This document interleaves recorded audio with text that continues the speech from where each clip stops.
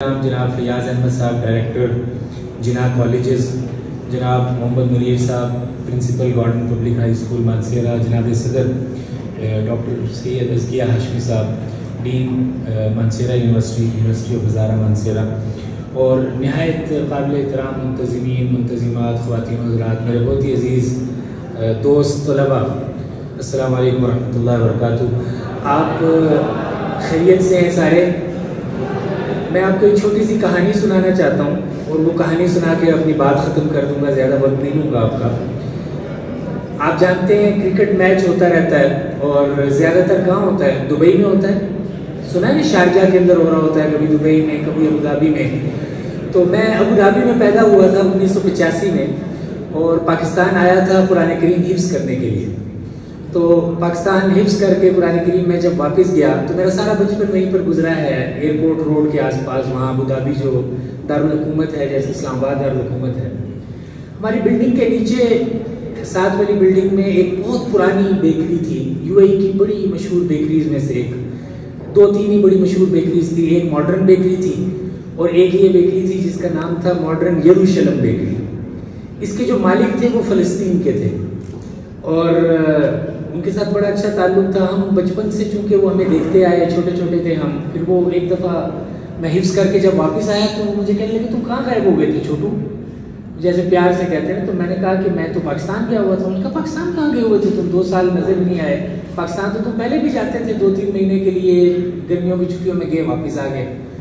تو وہ جو ساتھ ان کے ایک ہمارے دوست ہوتے تھے، انہوں نے بتایا کہ یہ پاکستان گیا تھا حفظ کرنے کے لیے، اور وہ بہت وجیح اور بڑے خوبصورت جیسے فلسطین کے لوگ ہوتے ہیں، اور اپنی بیکری کا نام بھی انہوں نے ماڈرن یروشلم بیکری رکھا ہوا تھا، مخبز القدس الحدیث، کہ وہ جو بیت المقدس کے ساتھ ان کا تعلق تھا اور یروشلم کے ساتھ، تو اس کا وہ اظہار کرتے رہتے تھے۔ تو ایک دم ان کو بتایا کہ یہ حفظ کرنے گیا ہوا تھا، تو مجھے بڑی حیرت ہوئی۔ میری عمر اس وقت تھی کوئی 10-11 سال ہوگی، یہ 96 کی بات ہے، 85 میں پیدا ہوا۔ تو وہ ایک دم اٹھ کے کھڑے ہو گئے اور کھڑے ہو کر کہا اللہم صلی علی محمد وعلی آل محمد القرآن یمشی علی الارض، کہ عربوں کے یہاں کوئی بہت ہی حیرت کی بات ہوئی تو جیسے ہم کہتے ہیں اوئے اوئے اوئے اوئے یہ کیا ہوا، تو عرب جب بہت حیران ہوتے ہیں تو کہتے ہیں اللہم صلی علی محمد وعلی آل محمد، کہ وہ حیرانگی پر بھی نبی کریم صلی اللہ علیہ وسلم کی خدمت اقدس میں درود شریف کا نذرانہ پیش کرتے ہیں۔ تو وہ حیران ہو کر کھڑے ہوئے اور کھڑے ہو کر کہا کہ اوئے ہوئے یہ تو بڑی حیرت کی بات ہے، قرآن زمین پر چل رہا ہے۔ ہماری عمر سنجیدگی تو ابھی بھی نہیں آئی، اس وقت 11 سال کی عمر میں کیا عالم ہوگا سنجیدگی کا، آپ اندازہ لگا سکتے ہیں۔ میں گھر آیا، میری 2 بہنیں، میں نے گھر آ کے ان کو کہا کہ خبردار جو آئندہ میرے سے کوئی بدتمیزی کی، میں قرآن ہوں اور میں چلتا پھرتا قرآن۔ تو میں نے اس کو ایک طرح سے مذاق سا بنا لیا۔ خیر ایک آدھ دن کے مذاق بنایا، بات بھول بھال گئی۔ میں مدرسے میں داخل ہو گیا، مدرسے میں پڑھنا شروع کر دیا۔ 2-4 سال گزرے تو اچانک ایک دن اس شیخ کی بات یاد آئی کہ انہوں نے کہا تھا کہ القرآن یمشی علی الارض، یہ تو قرآن زمین پر چل رہا ہے۔ تو مجھے ایک دم یہ احساس ہوا کہ یہ تو انہوں نے بہت بڑی بات مجھے سمجھانے کی کوشش کی تھی جو مجھے اس وقت سمجھ نہیں آئی تھی، کہ اللہ کے بندے، تم نے اللہ کے حبیب صلی اللہ علیہ وسلم کے جسم اطہر پر جو اللہ کا کلام نازل ہوا تھا اس کو اپنے دل میں اتار لیا۔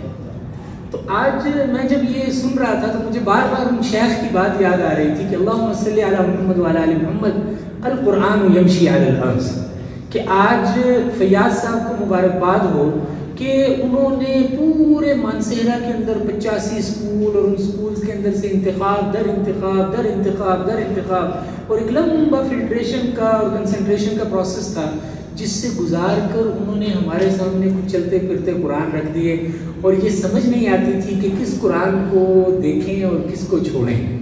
جو آتا تھا وہ کہتا تھا کہ مجھے دیکھو میں کیسے چلتا ہوں زمین پر۔ تو میں بہت مبارکباد دینا چاہوں گا فیاض صاحب کو کہ انہوں نے ماشاءاللہ چلتے پھرتے قرآن مانسہرہ کے یہ ہمارے سامنے لا کر رکھ دیے، اور ہم ان کو دیکھ رہے ہیں اور ان کو چیریش کر رہے ہیں اور ان کے اوپر غور کر رہے ہیں۔ اچھا تھوڑا سا اور بڑے ہو گئے ہم، اور قد تھوڑا سا اور بڑھنا شروع ہو گیا، وزن تھوڑا سا اور بڑھنا شروع ہو گیا، تو پھر ان شیخ کی جو بات تھی وہ آہستہ آہستہ آہستہ سمجھ آنا شروع ہوئی، اور ہر روز اس کا ایک حصہ سمجھ آتا ہے۔ اللہ کے رسول صلی اللہ علیہ وسلم سے سیدہ عائشہ رضی اللہ تعالیٰ عنہ سے جب پوچھا گیا تھا کہ اللہ کے رسول صلی اللہ علیہ وسلم کے اخلاق کیا تھے، تو عائشہ رضی اللہ عنہ نے کہا تھا کہ تم قرآن نہیں پڑھتے، اللہ کے رسول صلی اللہ علیہ وسلم کے اخلاق قرآن تھے. تو گویا شیخ یہ میسیج دینا چاہ رہے تھے کہ ابھی تو تم نے صرف قرآن کے الفاظ کو اپنے سینے میں اتارا ہے، لیکن رفتہ رفتہ یہ قرآن کے الفاظ، یہ بہت بڑی خوشبو ہے جو تم نے اپنے سینے میں اتار لی ہے. اس خوشبو کی تہی کھولتے چلے جاؤ گے تو ہر روز ایک نئی خوشبو آئے گی، اور اس میں سے ہر روز ایک نئی عطر تمہیں محسوس ہوگی، اور پھر رفتہ رفتہ یہ بڑھتا چلا جائے گا. بہت خوش قسمت ہیں یہ قرآن کریم پڑھنے والے، یہ اذانیں دینے والے، یہ رسول اللہ صلی اللہ علیہ وسلم کی شان اقدس میں نذرانہ عقیدت پیش کرنے والے. اللہ تعالیٰ ان سب بچوں کے، اور اس سے پہلے پتہ چلا کہ چند دن پہلے یہاں بچیوں کا اسی سطح کا ایک بہت ہی شاندار مقابلہ اس کا انعقاد کیا گیا. تو اللہ تعالیٰ ان بچوں کے سینوں میں برکتیں عطا فرمائے، ان کے گلوں میں برکتیں عطا فرمائے، ان کی عمروں میں برکتیں عطا فرمائے. یہ چلتے پھرتے قرآن بن جائیں اور ہمیں ایسے محسوس ہو کہ جیسے قرآن چل رہا ہے. آخری بات جو آپ سے کرنا چاہتا ہوں، وہ بہت عرصہ گزرا، ازکیہ صاحب تشریف رکھتے ہیں، حدیث پڑھنے پڑھانے کا معاملہ چل پڑا، مدرسے میں بھی پڑھایا، مدرسے میں پڑھا پہلے، پھر پڑھایا. اب وہ معاملہ یہ ہے کہ ہر روز حدیث پڑھنے پڑھانے کا سلسلہ رہتا ہے. آپ نعت پڑھ رہے تھے تو میں ازکیہ صاحب کو بھی پتہ ہے، اور ہم بڑا لطف لے رہے تھے اس بات کا کہ پچھلے 3-4 سال سے مستقل یہ معمول ہے کہ ہفتے کے روز 10:30 بجے سے لے کر 1 بجے تک میں مشکات ہی پڑھاتا ہوں. اور مشکات کا میرا ایک بڑا متعین حلقہ ہے، بڑے متعین بچے ہیں، وہ آتے ہیں اور ہم مشکات پڑھتے ہیں، اور ڈٹ کے 3-4 گھنٹے ہم مشکات پڑھتے ہیں. تو آپ نے جب مشکات کا ذکر کیا تو مجھے ایسے لگا کہ یہ پیغام دیا جا رہا ہے کہ آج بھی یہ مشکات کی کلاس چل رہی تھی جس کے اندر تم موجود تھے، کہ نبی کریم صلی اللہ علیہ وسلم کی بات یہ بھی مشکات تھی، آپ علیہ السلام کے نام مبارک کا بار بار لیا جانا اذان کے اندر یہ بھی مشکات تھا، آیات کا جو انتخاب تھا یا نبی اللہ صلی اللہ کے شاہد مبشر و نذیرا یہ بھی مشکات تھا. تو مجھے وہ جو احساس معلومی ہو رہا تھا فیاض صاحب آپ کے یہاں آنے سے کہ آج مشکات کی کلاس رہ گئی، اگرچہ وہ رہی نہیں ہے، میرے بچے سن رہے ہیں آن لائن بھی، وہ کل ہوگی انشاءاللہ، آج کے بجائے ہم کل پڑھیں گے، لیکن یہ مشکات ہی تھی. حدیث پڑھنے پڑھانے کا جب موقع ملا تو آخری بات آپ سے عرض کر کے جدا ہو رہا ہوں. رسول اللہ صلی اللہ علیہ وسلم نے صحابہ کو بڑی دعائیں سکھائی ہیں، اور ہر دعا کا اپنا نور ہے، ہر دعا کا اپنا لطف ہے، اپنا مزہ ہے. لیکن نبی کریم صلی اللہ علیہ وسلم نے ایک موقع پر حضرت صدیق اکبر رضی اللہ تعالیٰ عنہ کو ایک بہت خاص دعا سکھائی، اور حضرت صدیق اکبر رضی اللہ عنہ کو وہ دعا پوری تفصیلات کے ساتھ سکھائی. میں ان تفصیلات میں نہیں جانا چاہتا، میں اس دعا کا جو بالکل آخری کور پوائنٹ ہے وہ آپ کے سامنے رکھ کر اجازت چاہوں گا. اللہ کے رسول صلی اللہ علیہ وسلم نے تو ابوبکر کو کہا کہ ابوبکر یہ بھی پڑھا کریں، یہ بھی پڑھا کریں، یہ بھی پڑھا کریں، اور بڑے واسطے ہیں اس دعا کے اندر. ابراہیم علیہ السلام کا ذکر ہے، داؤد علیہ السلام کا ذکر ہے، عیسیٰ علیہ السلام کا ذکر ہے، موسیٰ علیہ السلام کا ذکر ہے کہ یا اللہ ان کی برکت سے، ان کے فضل سے.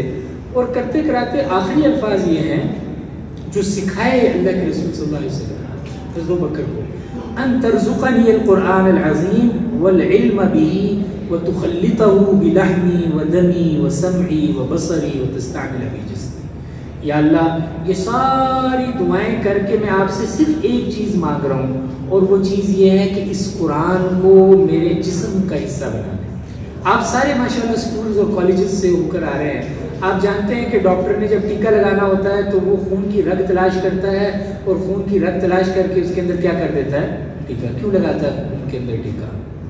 تاکہ سرکولیشن آف بلڈ سے وہ جو دوائی اس نے لگائی ہے وہ جلدی سے جلدی اس جسم کے حصے پر پہنچ جائے، جہاں مسئلہ ہے وہاں پہنچے گی، وہاں جا کے کام دکھائے گی. اللہ کے رسول صلی اللہ علیہ وسلم مجھے اور آپ کو یہ سکھا رہے ہیں کہ جتنا قرآن آتا ہے، ہم ان جیسا اچھا قرآن تو نہیں پڑھ سکتے، تو بڑے خوش قسمت لوگ ہیں جو اتنا شاندار قرآن پڑھ رہے ہیں. اور شاندار قرآن پڑھنے والوں کے بارے میں اللہ کے رسول صلی اللہ علیہ وسلم نے فرمایا کہ اللہ تعالیٰ پوری دنیا کے اندر کسی کی کوئی بات نہیں سن رہا ہوتا، لیکن جو تغنی بالقرآن کر رہا ہوتا ہے، جو قرآن کو سوار کر پڑھ رہا ہوتا ہے، اللہ تعالیٰ اس قرآن کو سوار کر پڑھنے والے کو بہت ہی دھیان سے سن رہے ہوتے ہیں. تو ہم تو اتنا شاندار نہیں پڑھ سکتے، اللہ میاں کو ایسے نہیں سنا سکتے جیسے ہمارے یہ دوست سناتے رہے، لیکن جتنا بھی ہمیں آتا ہے 10 صورتیں، 20 صورتیں، 30 صورتیں، آدھا پارا، اس کو پڑھتے ہوئے یہ دعا کرنی چاہیے کہ یا اللہ اس قرآن کو میرے جسم میں شامل کر دے. اور جسم میں کیسے شامل کر دے؟ ان تخلطہ، ایک تو مجھے قرآن کا علم عطا کر دے، مجھے قرآن عطا فرما دیجئے، اس کا علم عطا فرما دیجئے، اور اس کو میرے لحم کے اندر شامل کر دیجئے. لحم کسے کہتے ہیں اپنی زبان میں؟ گوشت. کہ یہ قرآن میرے گوشت کا حصہ بن جائے. اور میرے دم کے اندر شامل کر. دم کسے کہتے ہیں عربی زبان میں؟ خون. یا اللہ اس قرآن کو میرے گوشت میں بھی شامل کر دے, یا اللہ اسے میرے خون میں بھی شامل کر دے, یا اللہ اس کو میرے کانوں میں بھی شامل کر دے, یا اللہ اسے میری نگاہوں میں اور میرے ویژن میں, آنکھوں میں بھی شامل کر دے, اور یا اللہ اس پورے قرآن کے مطابق میرے جسم کو استعمال کر لے, میں اس قرآن کے تقاضوں پر عمل کرنے والا بن جاؤں. تو آج کی اس مجلس میں اگر ہم یہ تہیہ کر لیں کہ میرا یہ جو ہاتھ ہے یہ قرآن کے مطابق چلے گا. قرآن کے مطابق ہاتھ کے چلنے کا مطلب کیا ہے کہ یہ اس چیز کو ہاتھ لگائے گا جسے قرآن نے ہاتھ لگانے کی اجازت دی ہے, اس چیز کو ہاتھ نہیں لگائے گا جسے قرآن نے اجازت دی.